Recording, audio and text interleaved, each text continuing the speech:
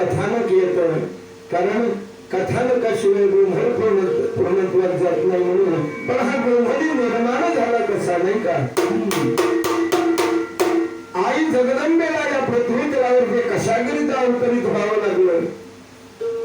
ज्या वेळेस या पृथ्वी तलावरती आणि राक्षसांचा भडीमार झाला, दुष्टांचा भडीमार झाला, भक्तांचं रक्षण करणारा कोणी वाली राहिलेला नाही, सज्जनांचा वाली कोणी राहिलेला नाही. अशा वेळेस भगवंताला अनेक वेळा अवतार धारण करून आपल्या भक्तांचं रक्षण करावं लागलं. आतापर्यंत म्हणतात की 9 अवतार झाले. ते म्हणजे कोणते? प्रथम अवतार कच्छ, मच्छ, कूर्म, वराह, नृसिंह, वामन, परशुराम, श्रीराम, 9वा बुद्ध अवतार. आणि आता 10वा कल्की अवतार होणार आहे नाही का? होणार आहे तो कल्की कल दिखेंगे. पण आजची गोष्ट म्हणून सांगतो. आणि ज्या भगवंताने या पृथ्वी तलावरती अवतार धारण केला त्यावेळेस त्या दृष्टांचा नायनाट केला आणि आपल्या भक्तांचं रक्षण केलं. परंतु आई जगदंबेला अवतरित का व्हावं लागलं? कारण ज्या ठिकाणी आईचे भक्त आहे आणि निस्सिम भक्त आहे, आई जगदंबेवर प्रेम करणारे नाही का? अशा भक्तांकरता आई जगदंबा आणि गुप्त रूपाने धावून येऊन आपल्या भक्तांचं रक्षण करते. अहो जे लोक आपण अधर्म का नाश हो म्हणणारे लोक आहो, आपणच धर्माचा नाश करायला लागलेलो आहे या कलियुगामध्ये. आणि धर्म लयाला बुडत चाललेला आहे. आणि म्हणून या धर्माला वाचवण्याकरता ज्या आई जगदंबेने आणि आपल्या या हिंदवी स्वराज्याचे संस्थापक ज्यांना छत्रपती शिवाजी महाराज म्हणतात, त्यांना जर आशीर्वाद प्राप्त झाला नसता तर आपल्या हिंदूचं रक्षण झालं नसतं, नाही का? आणि म्हणून या गोंधळाच्या माध्यमातून त्या राजे छत्रपती महाराजांना आणि मानाचा मुजरा झाला पाहिजे. आणि म्हणून धन्य धन्य मर्द मराठा,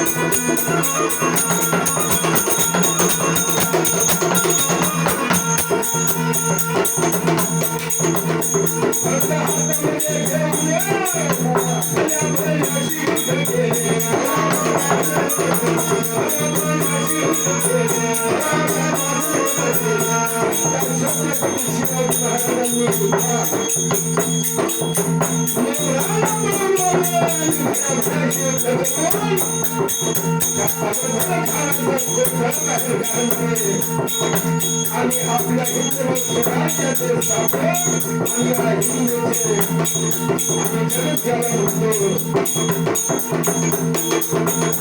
आपले भाषी युद्ध केले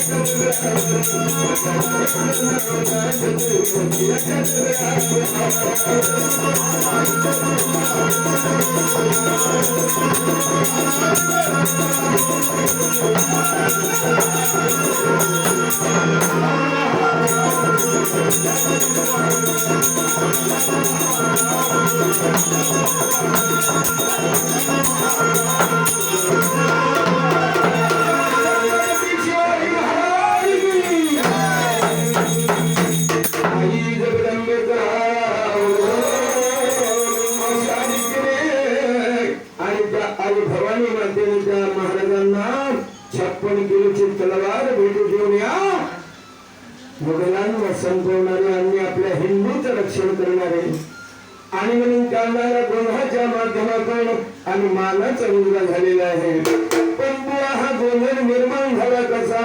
या आईला या पृथ्वी तलावरती अवतीर्ण कशा करता व्हावं लागलं? कारण कुठल्याही कारणाशिवाय आणि काही घडू शकत नाही, नाही का? आणि झालं काय? पूर्व प्राचीन काळामध्ये अनेक रंभासूर नावाचा राक्षस अति क्रूर होता, अति बलाढ्य होता. कोणालाही तो ऐकत नव्हता. आणि तेव्हा त्याला असं वाटलं की आपण या तीन लोकांचा अधिपती जर का बनलो तर आपलं राक्षसांचं राज्य आणि या त्रिभुवनामध्ये आल्याशिवाय राहणार नाही. आपण राक्षस लोक आम्ही आनंदाने राहू. देवाचं आणि राक्षसांचं कधी पटलं नाही आणि म्हणून देवाला हरवण्याकरता आणि वेळोवेळी राक्षसांनी आपला डाव चालवण्याचा प्रयत्न केला. म्हणून त्या रंभासुराने केलं काय बरं? आणि 1000 वर्षापर्यंत घोर अशा अरण्यामध्ये जाऊन ब्रह्मदेवाची आराधना करायला सुरुवात केली. आहाराची ओढ असो, वारा असो, पाऊस असो आणि त्या ब्रह्मदेवाचं चिंतन मनामध्ये चालू आहे. एक दिवशी ब्रह्मदेवाला आठवण झाली की माझा कोणीतरी भक्त म्हणजे आम्ही आराधना करतो आहे, तेव्हा आपल्या भक्तांना जाऊन भेट दिली पाहिजे. कारण देवांना वश करून घेण्याची शक्ती कुणामध्ये, युक्ती कुणामध्ये होती तर ती त्या राक्षसांमध्ये होती. आपण कितीही देवाची पूजा अर्चना केली, आपण देवांना कितीही पाणी जरी टाकलं तरी आपल्याला देव भेटेल याची काही गॅरंटी नाही या कलियुगात. कारण आवडी करिता हरी कीर्तन आणि हृदयी प्रगटे श्री जनार्दन यावडी श्रेष्ठ साधन सर्वथा आन असे नाम. आवडी करता हे भजन पूजन आहे, पण मनामध्ये शुद्ध भाव असला पाहिजे, नाही का? तेव्हा आणि या मनामध्ये बसा, या देहाच्या देवहारामध्ये बसणारा देव, नाही का? तो जागृत झाल्याशिवाय आपल्याला भगवंताची प्राप्ती होणार नाही. कारण संतांनी सांगितलेलं आहे की देव पाहावयासी गेलो आणि देवची होणी ठेवलो. देव काही पाहण्याची वस्तू नाही, देव काही मिळवण्याची वस्तू नाही, देव काही खोजण्याची वस्तू नाही, तर ती अनुभूतीची वस्तू आहे. अनुभव जर झाला तर भगवंताची प्राप्ती होत असते, प्राप्ती होते. कारण देव कसा आहे? याची देही ह्याची डोळा आणि भोगी मुक्तीचा सोहळा.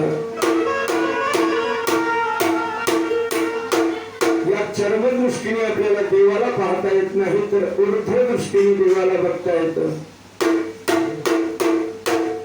आणि जर भगवंताचं आपण जर काय पाहिलं तर त्याची अनुभूती आपल्याला फक्त होते, नाही का? जशी उसामध्ये साखर तसा दिसतो परमेश्वर, जसे दुधामध्ये लोणी आणि तसा दिसतो चक्रपाणी, नाही का?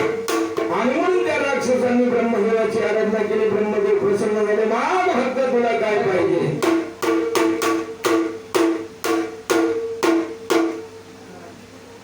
ब्रह्मासुराला आश्चर्य वाटलं की आपल्या पुढे प्रत्यक्षात आणि आता ब्रह्मदेव उभे झालेले आहे. काय मागावं त्याला सुचत नव्हतं. देवा, तुम्ही जर का मला प्रसन्न झाले आहात तर मी जे मागेल ते तुम्ही मला देणार नाही. अरे माग तर बघू, देव जर प्रसन्न झालं तर मागता यायला पाहिजे, नाही का? नाहीतर तुम्ही सत्याचा नंबरच मागते, नाही का? जुळवा जिंकू दे म्हणते, चोरी करताना माझे चोरी साधू दे म्हणते, दारू पिण्याला जास्त अंगात नको आणू म्हणते. अनेक प्रकारचे लोक मागणारे आहेत. पण हा राक्षस होता, याला युक्ती होती, याला माहित होतं की आपण काय मागितलं पाहिजे. म्हणजे या तिन्ही लोकांचा म्हणजे स्वर्ग मृत्यू पाताळ या तिन्ही लोकांचा अधिपती मी झालो पाहिजे आणि माझं मरण कोणाच्या हातून व्हावं नाही,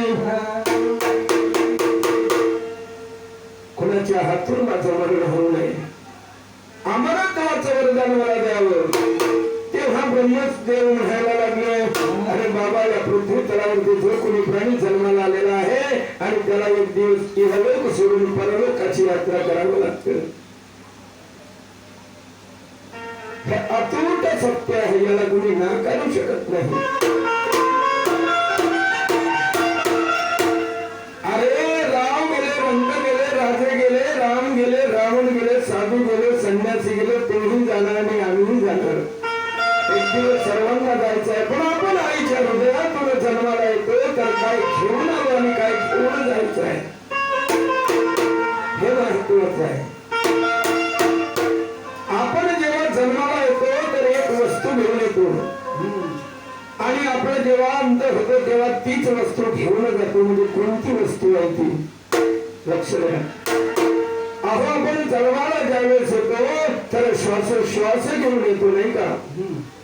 आणि नंतर आपल्याला नाम मिळतं आणि जर आपण गेलो तर आपण श्वासच घेऊन जातो, नाम मात्र शिल्लक राहते. ज्याप्रमाणे आपली करणी असेल त्याप्रमाणे आपलं नाव शिल्लक असतं, नाही का? आणि म्हणून बाबा, जिंदगी ही एक किराये का घर है. आणि आपण किरायासारखे आलो आहे या ठिकाणी. जिंदगी ही एक किराये का घर है, एक दिन बदलना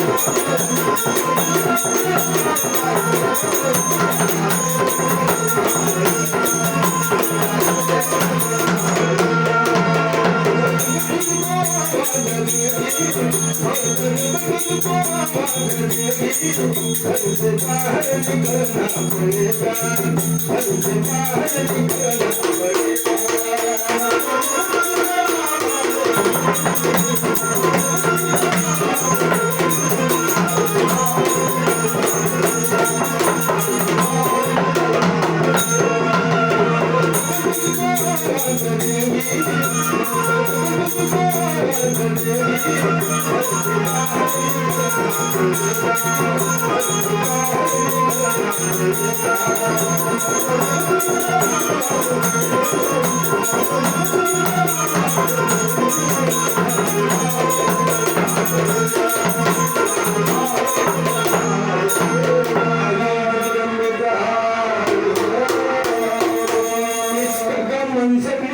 जिस दिन मेरी तकदीर में और आह की नकदी मिली और शोहरा मिला जागीर में। अरे बाबा, या ठिकाणी आपल्याला भगवंताने 184 भोगून आपण जन्माला आलेलो आहे. करणी आपल्या हातून ज्याप्रमाणे होईल त्याप्रमाणे आपल्याला आणि भोग भोगायला मिळेल. कर्म 3 प्रकारचे आहे. क्रियमान कर्म, प्रारब्ध कर्म आणि संचित कर्म. या कर्माप्रमाणे आणि आपल्याला पुढील जन्म प्राप्त होतो. आणि म्हणून बाबा तुला अमरत्वाचं वरदान देता येणार नाही. म्हणजे देवा, मला अमरत्वाचं वरदान जरी देता आलं नाही तर माझं पुण्या आणि स्त्रीच्या हातून मरण होऊ नये. कारण मी कुणा बळाढ्य पुरुषाला घेणारा नाही. स्त्रीच्या हातून मरण होऊ नये हा शब्द ब्रह्मदेवाने ऐकला आणि त्याला तथास्तु म्हटलं.